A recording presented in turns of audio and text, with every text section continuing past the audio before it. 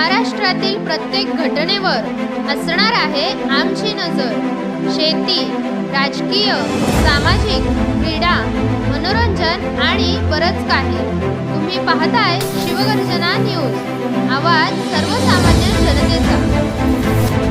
भारताच्या क्रीडा विश्वाच्या इतिहासात आज एक नवा अध्याय लिहिला गेलाय। भारतीय बुद्धिबळपटू डी गुकेश याने वयाच्या अवघ्या 18व्या वर्षी जागतिक बुद्धिबळ स्पर्धेत विश्वविजेता होण्याचा मान पटकावला आहे।